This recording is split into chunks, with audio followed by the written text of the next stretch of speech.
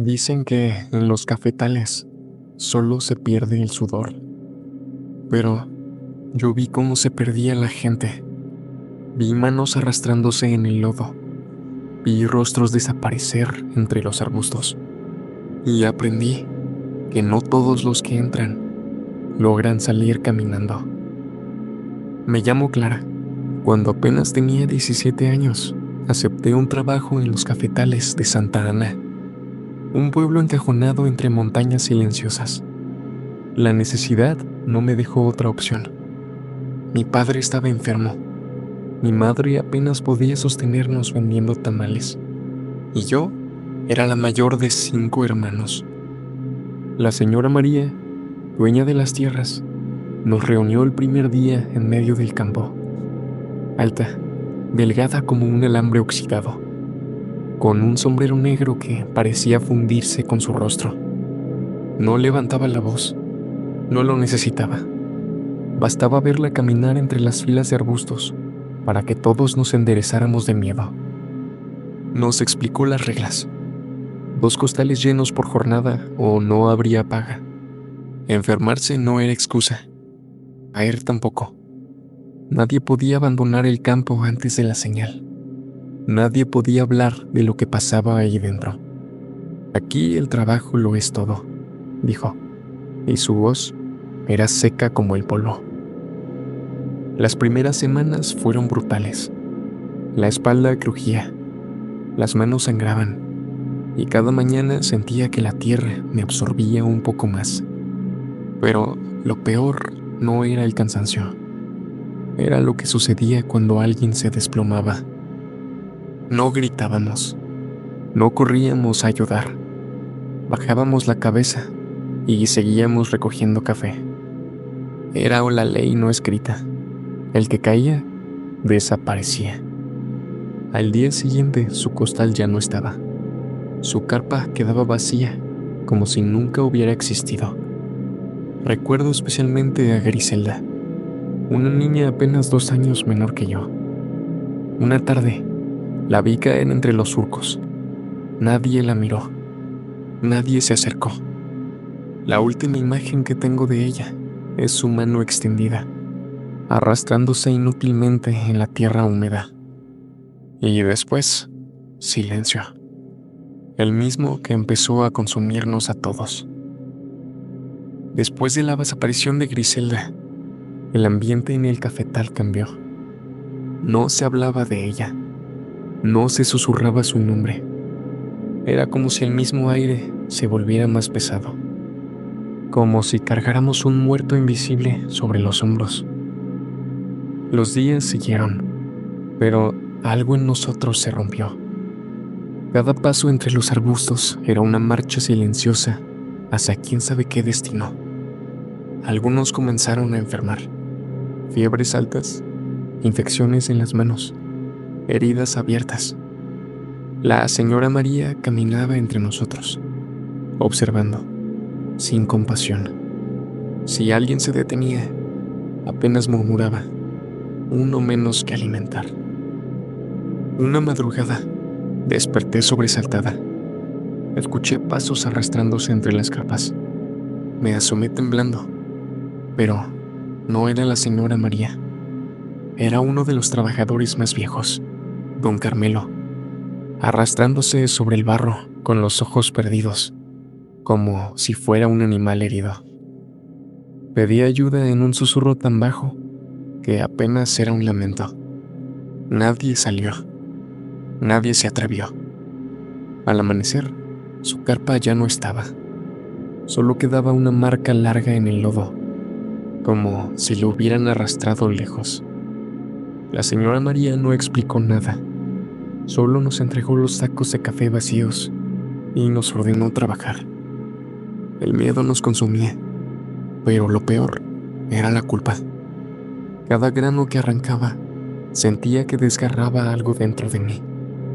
Ya no éramos personas, éramos herramientas, cuerpos que podían desaparecer con solo cerrar los ojos. Una tarde, mientras recogía en los campos más alejados, me distraje al escuchar un susurro detrás de mí. No era el viento, era un murmullo que no entendía. Me giré, pero no vi a nadie. Solo el sonido de la señora María pasando lentamente entre los surcos, su sombra alargándose en el suelo, como una advertencia silenciosa. Y yo entendí. Aquí, hasta el miedo tenía dueño. Los días se volvieron interminables. El tiempo no pasaba en horas, sino en heridas nuevas, en rostros ausentes. Muchos dejaron de hablar, otros apenas comían. Yo sentía que mi cuerpo se volvía parte del barro, que mis manos ya no eran mías. Una tarde, mientras llenábamos los costales, uno de los hombres, Ernesto, tropezó y cayó sobre un arbusto seco. Se levantó como pudo, pero la rodilla le falló. Sangraba. Se aferró a su saco, tratando de no perder el ritmo. La señora María apareció detrás de él, silenciosa como siempre. Le arrebató el costal de las manos, lo vació frente a todos y pateó los granos de café esparcidos en la tierra. Luego, con una calma que helaba los huesos, le susurró algo al oído. No escuchamos qué fue. Solo vimos cómo Ernesto bajó la cabeza y se marchó entre los árboles, cojeando, hasta desaparecer entre la maleza. Esa noche, la señora María llamó a varios por nombre. Nos separó en pequeños grupos y nos llevó a distintos extremos del cafetal. A mí me tocó quedarme sola, cerca de una quebrada, donde la humedad subía como vapor. Horas después, mientras recogía ciegas bajo la luz opaca de la luna, encontré algo en el follaje, un zapato cubierto de lodo. Era de Ernesto. Reconocí el parche remendado en el talón. Miré alrededor, el corazón golpeándome en la garganta, pero no había rastro de él. No había rastro de nada. Volví a la carpa esa noche, temblando, abrazando mis rodillas bajo la manta raída que apenas nos cubría del frío. Y ahí fue donde entendí la verdad que todos temíamos admitir. No era la fiebre ni el agotamiento, tampoco los accidentes. La señora María decidía quién se quedaba y quién se perdía para siempre entre los cafetales. La última semana fue la peor. El cafetal entero parecía murmurar bajo nuestros pies. Los que quedábamos apenas levantábamos la vista. Trabajábamos mecánicamente, como si nuestras almas ya se hubieran quedado en algún surco olvidado. Una madrugada no resistí más. El cuerpo me dolía tanto que cada paso era una súplica. Tropecé 2 veces en el mismo tramo, las rodillas raspadas, las palmas llenas de tierra. Me levanté como pude, obligándome a seguir. No me podía dar el lujo de caer. No podía desaparecer como los demás. Pero la señora María ya estaba ahí. La vi de pie entre las sombras, el sombrero ocultándole el rostro, la mano apoyada en su bastón de madera vieja. No dijo nada. No necesitaba. Sabía que me había visto caer y sabía que yo ya no era útil. Con la poca fuerza que me quedaba, tomé mi costal vacío y caminé hacia el siguiente arbusto, como si eso pudiera salvarme. Arranqué granos con dedos torpes, sin ver ni sentir.